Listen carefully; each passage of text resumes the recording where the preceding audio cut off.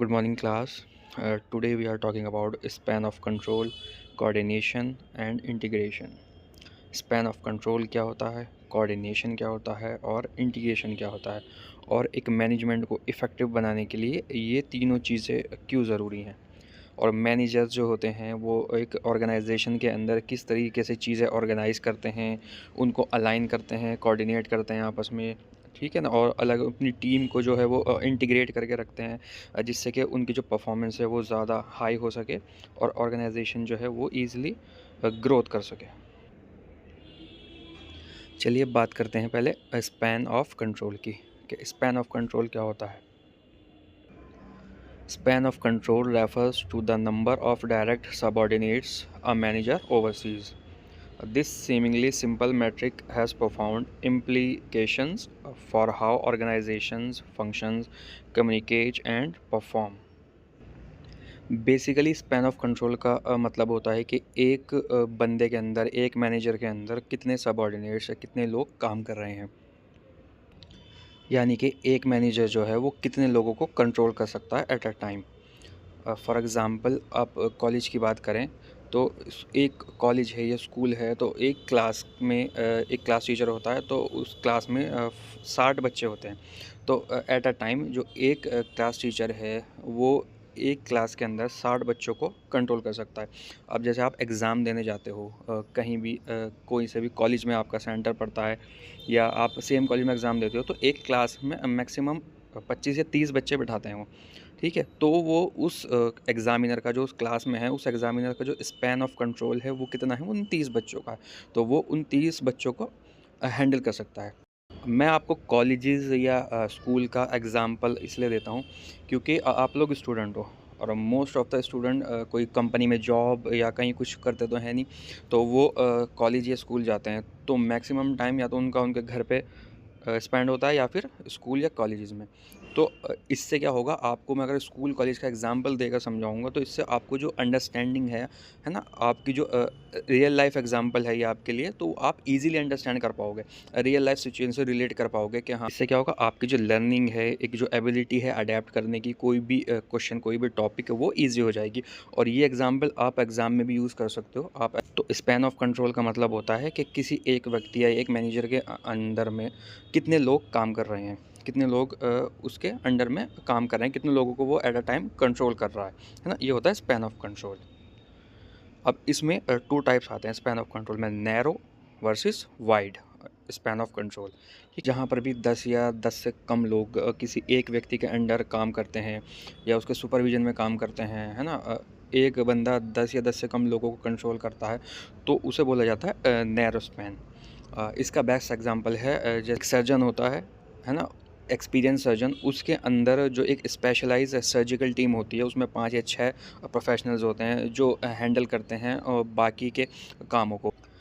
Wide span of control, इसमें क्या होता है, जहाँ पर भी 10 या 10 से ज़्यादा लोग किसी एक व्यक्ति, एक मैनेजर के अंडर में काम करते हैं, उसके कंट्रोल में रहते हैं, तो उसको बोला जाता है वाइड स्पैन ऑफ कंट्रोल। इसका बेस्ट एग्जांपल है कॉल सेंटर। आप जैसे कॉल सेंटर में जाओ, वहाँ देखोगे जो एक सुपरवाइज़र होता है या एक टीएल होता है, टीम लीडर, उसके अंडर में 20 से 25 लोग काम करते हैं। वो उस 20 से 25 कस्टमर एग्जीक्यूटिव जो होते हैं वो उनको हैंडल करता है, उनकी जो क्वेरी हैं वो ध्यान में रखता है, ठीक है। तो ये होता है नैरो स्पैन ऑफ कंट्रोल और वाइड स्पैन ऑफ कंट्रोल। अब बात करते हैं कि कोऑर्डिनेशन और इंटीग्रेशन क्या होता है, और स्पैन ऑफ कंट्रोल जो है उसका क्या इम्पैक्ट पड़ता है कोऑर्डिनेशन और इंटीग्रेशन के अंदर। तो देखिए, जो कोऑर्डिनेशन का मतलब होता है आपस में तालमेल रखना, चीज़ों को तालमेल के साथ काम करना, कोऑर्डिनेट करके काम करना। फॉर एग्ज़ाम्पल आप क्रिकेट खेलते हो, है ना। एक व्यक्ति है, बैट्समैन है, वो क्या करता है, बैटिंग करता है, और जो बॉलर है वो क्या करता है, वो बॉलिंग करता है। भाई अब बॉलिंग करी बॉलर ने और बैट्समैन ने बल्ला घुमाया, 6। क्यों? क्योंकि जो बॉल है और बैट है उनका आपस में जो कोऑर्डिनेशन है वो परफेक्ट बैठा है ना। बॉल और बैट का जो कोऑर्डिनेशन है वो बहुत अच्छा बैठा है, वो परफेक्ट हुआ, तभी जो है वो 6 लगा है। जो बॉल है वो बाउंड्री के पार गई है। लेकिन कभी कभी ऐसा होता है कि बॉल आई, आपने बल्ला घुमाया, जो एज है बैट का, बॉल उस पे लग गई, उससे क्या होता है, जो बॉल है वो ऊपर जाएगी और फिर कैच, आप आउट। ये क्या हुआ, जो कोऑर्डिनेशन है आपका बॉल के साथ और बैट का, वो नहीं हो पाया, कोऑर्डिनेशन नहीं हो पाया, ख़राब कोऑर्डिनेशन की वजह से आप आउट हो गए। तो सेम इसी तरीके से अगर किसी भी कंपनी में या किसी ऑर्गेनाइजेशन के अंदर, ठीक है, एक कोऑर्डिनेशन नहीं होगा आपस में टीम के अंदर या वर्कर्स के अंदर, तो उससे क्या हो जाएगा, प्रॉपरली काम नहीं हो पाएगा, कोई भी ऑर्गेनाइजेशन प्रॉपरली नहीं चल पाएगी। तो कोऑर्डिनेशन होना आपस में बहुत ज़रूरी है। फिर आता है इंटीग्रेशन। इंटीग्रेशन का मतलब होता है कि एक ही कंपनी में अलग अलग डिपार्टमेंट है ना, लेकिन अगर वो अलग अलग डिपार्टमेंट जो हैं वो आपस में इंटीग्रेट होकर काम नहीं करेंगे तो चीज़ें प्रॉपरली वर्क नहीं कर पाएंगी।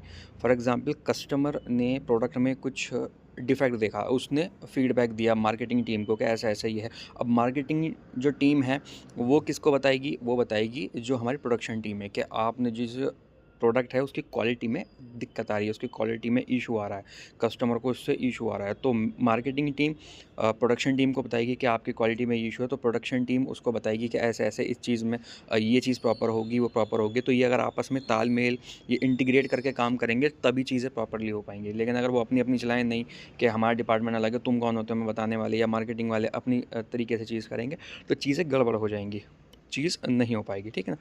तो हर कंपनी में डिपार्टमेंट के बीच कोऑर्डिनेशन होना, है ना, और आपस में उनका इंटीग्रेट होना एक दूसरे के साथ, ताकि जो कम्युनिकेशन है, गैप है कम्युनिकेशन, वो कम हो सके और ईज़िली चीज़ें सॉर्ट आउट हो सकें और कोई कन्फ्लिक्ट पैदा ना हो with in the organisation.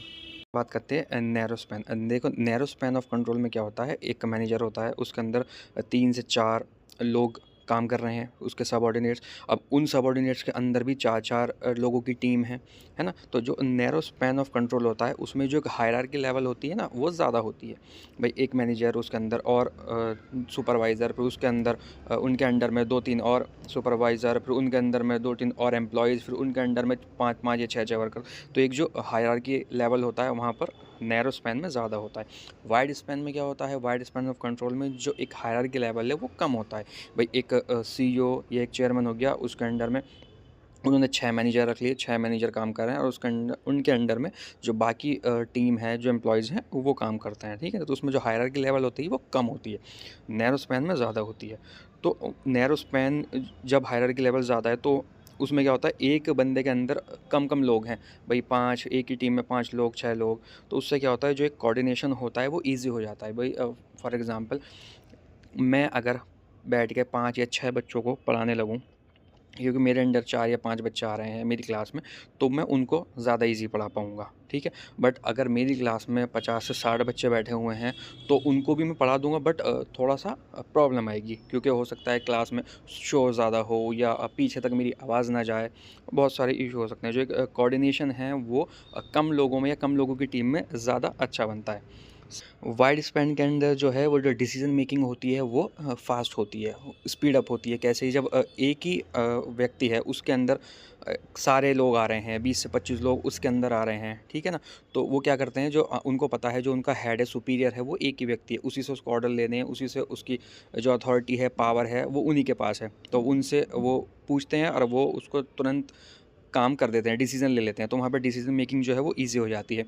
Plus एक व्यक्ति है, एक ही वो लीडर है, अब वो उसी लीडर के अंडर 20 से 25 लोग या 30 लोग या 40 लोग काम कर रहे हैं, तो वो आपस में इंटीग्रेट करके रखेगा उन लोगों को, है ना। क्योंकि वो एक ही टीम के हिस्सा हैं, एक ही टीम के पार्ट हैं, तो वो आपस में इंटीग्रेटेड रहेंगे, ठीक है। लेकिन नैरो स्पैन में क्या होता है, नैरो स्पैन में भाई एक मैनेजर हुआ या एक सीनियर मैनेजर हुआ, उसके अंदर 4 मैनेजर हैं, वो 4 मैनेजर ने अपनी अलग-अलग टीम बाँटी हुई है, तो वो आपस में इंटीग्रेट नहीं करेंगे। वो बोलेंगे कि मेरा तो मैनेजर ये है, वो अपनी टीम को लेके अलग काम करेगा और दूसरा मैनेजर अपनी टीम को लेके अलग काम करेगा। आपस में उनका इतना अच्छा इंटीग्रेट नहीं हो पाएगा, इतनी अच्छे से तालमेल के साथ वो काम नहीं कर पाएँगे। तो किसी भी ऑर्गेनाइजेशन में काम करने के लिए इन दोनों का बैलेंस्ड होना बहुत ज़रूरी है। भाई नैरो स्पैन और वाइड स्पैन दोनों में कोऑर्डिनेशन और इंटीग्रेशन का बैलेंस होना बहुत ज़रूरी है। कभी-कभी ऐसा होता है जो वहाँ पे जो बैलेंस है वो पुअर हो जाता है, यानी कि वो ख़राब बैलेंस होता है।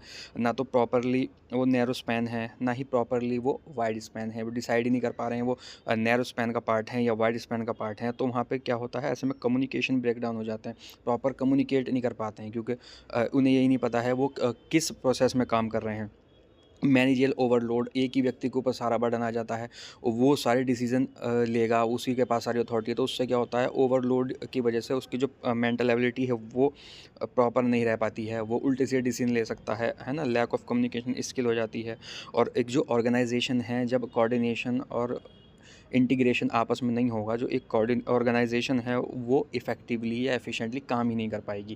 ठीक है, आपस में जब भेदभाव रहेगा कहीं भी, किसी भी ऑर्गेनाइजेशन में या किसी भी टीम के अंदर, तो जो एक ऑर्गेनाइजेशन का वर्क है, जो एक मेन ऑब्जेक्टिव है, या पूरी ऑर्गेनाइजेशन का जो गोल है, वो प्रॉपरली अचीव नहीं हो पाएगा।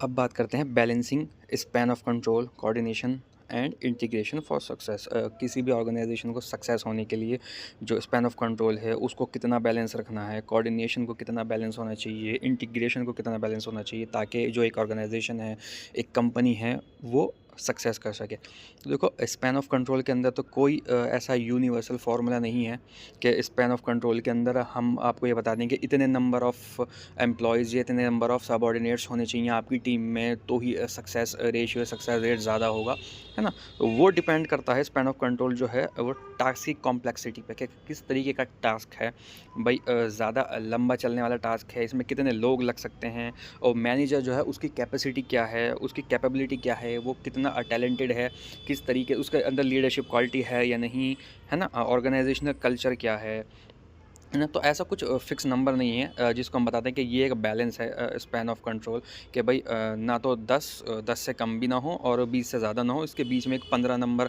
की एक टीम है, 15 लोगों की एक टीम है, वो आप ले लो, वो एक बैलेंस रेशियो है। ऐसा कुछ नहीं है, फ़िक्स नंबर कुछ नहीं होता है। फॉर एग्ज़ाम्पल भाई, हो सकता है कुछ फैकल्टीज़ या कुछ टीचर ऐसे हैं जो 5 या 10 या 15 स्टूडेंट को प्रॉपरली पढ़ा सकते हैं, बट जो एक लार्ज नंबर ऑफ़ क्लास होती है उनके सामने वो अच्छे से परफॉर्म नहीं कर पाएंगे, उनकी क्यूरी को दूर नहीं कर पाएंगे, है ना। उनके कुछ इशू हैं, उनको रिजॉल्व नहीं कर पाएंगे।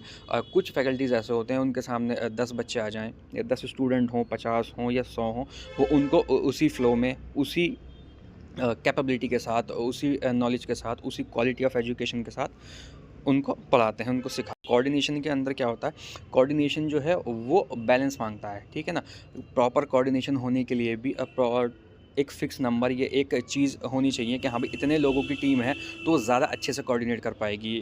फॉर एग्ज़ाम्पल, मैं 10 लोगों की अगर टीम बना दूँ कि आपको 10 लोगों को मिलकर एक प्रोजेक्ट तैयार करना है ना, कॉलेज के अंदर वो आपको सबमिट करना है, आपके पास 10 दिन का टाइम है, तो वो आपस में 10 लोग अच्छे से प्रॉपर्ली कोऑर्डिनेट कर लेंगे। लेकिन अगर मैं 2 क्लास 60 बच्चों की, 120 बच्चों की क्लास से बोल दूँ कि आप 120 स्टूडेंट को मिलकर एक प्रोजेक्ट तैयार करना है, आपस में मिल-जुल कर काम करना है, तो वो क्या होगा, एक कन्फ्यूजन एक जो है वो क्रिएट हो जाएगी वहाँ पर। क्योंकि कुछ बच्चे होंगे जो बोलेंगे नहीं, इस चीज़ पे बात करेंगे, कुछ बच्चे होंगे ये टॉपिक पे होना चाहिए, कुछ होंगे इस टॉपिक पे। तो जितने कम लोग होंगे वहाँ पे उतना अच्छा कोऑर्डिनेशन हो पाएगा। कम्युनिकेशन गैप बहुत हो जाएगा भाई, जहाँ पे इतने ज़्यादा लोग, इतने ज़्यादा टीम के अंदर इतने मेंबर होंगे, तो वहाँ क्या होगा, जो कम्युनिकेशन है वो बहुत ही उसमें प्रॉब्लम आ जाएगी। भई एक दूसरे से कम्युनिकेट करेगा, इतने सारे लोग हैं, फिर एक रूम अगर उनको दे दिया जाए, क्लास दे दी, क्लास में 60 बच्चों से ज़्यादा लोग आ ही नहीं रहे हैं। अब 2 अलग-अलग क्लास में बैठे हैं, एक ही टीम में वो काम कर रहे हैं, तो उससे बहुत ज़्यादा प्रॉब्लम आती है। तो कोऑर्डिनेशन के अंदर जो बैलेंस एक रेशियो है, वहाँ पे जितने कम मेंबर होंगे एक टीम में, या जितने एक मैनेजर के अंदर जितने कम लोग आएँगे, तो वो उनको उतनी ज़्यादा अच्छे से कोऑर्डिनेट कर पाएगा।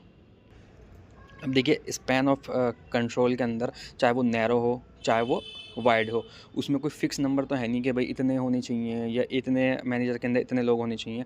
बट हर एक ऑर्गेनाइजेशन का, हर एक कंपनी का एक अपना रूल होता है, एक अपनी पॉलिसी होती है, एक उनका एक स्ट्रैटेजी होती है कि हाँ, हम ये कंपनी स्टार्ट कर रहे हैं तो हम इतने-इतने डिपार्टमेंट बनाएँगे।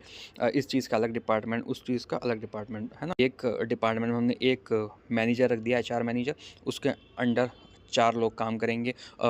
मार्केटिंग डिपार्टमेंट में हमने 2 मैनेजर रख दिए, वो उनके अंदर 10-10 लोग काम करेंगे मार्केटिंग के। तो इससे क्या होता है, वो एक स्ट्रैटेजी डिज़ाइन करते हैं। उससे कम्युनिकेशन जो है वो बेहतर हो जाती है ना? उनकी जो एजिलिटी है, जो एबिलिटी है काम करने की, वो बूस्ट हो जाती है ना? जो कम्युनिकेशन फ़्लो है वो ईज़ी हो जाता है। अब उनको पता है, अब मेरा डिपार्टमेंटल हेड जो है मार्केटिंग वाले लोगों को, कि वो एक मार्केटिंग मार्केटिंग का बंदा है, वो हमारा हेड है, तो हमें उससे ही बात करनी है, हमें उसके ऑर्डर फॉलो करने हैं। उससे क्या होता है, जो परफॉर्मेंस है, जो आउटकम है, वो बहुत ही बेहतर आता है। ठीक है। और जो ये इनका सबका मेन हेड होता है, कंपनी का ओनर, ये सीईओ, चेयरमैन जो भी हैं, वो क्या करके चलते हैं, वो इन सारे डिपार्टमेंट को आपस में इंटीग्रेट करके चलते हैं। उनके बीच आपस में इंटीग्रेशन लाते हैं, ताकि ये जो डिपार्टमेंटल हैं अलग-अलग, ये आपस में कॉन्फ्लिक्ट पैदा ना हो इनके बीच में, है ना? ये प्रॉपर्ली काम कर सके, क्योंकि अगर ये आपस में मिल-जुल के काम करेंगे, तभी जो कंपनी है वो अच्छे से परफ़ॉर्म कर पाएगी, और अपना जो आउटपुट है, जो ऑर्गेनाइज़ेशन गोल है, क्योंकि ऑर्गेनाइज़ेशन गोल जो है वो तो सबका सेम ही है, तो वो उसको अचीव करने में ज़्यादा आसानी होगी। तो ये एक छोटा-सा टॉपिक था, स्पैन ऑफ कंट्रोल क्या होता है, कोऑर्डिनेशन क्या होता है, और इंटीग्रेशन क्या होता है ना। आई होप आप सबको ये ईज़िली समझ आ गया होगा। ठीक है। Thank you and all the very best.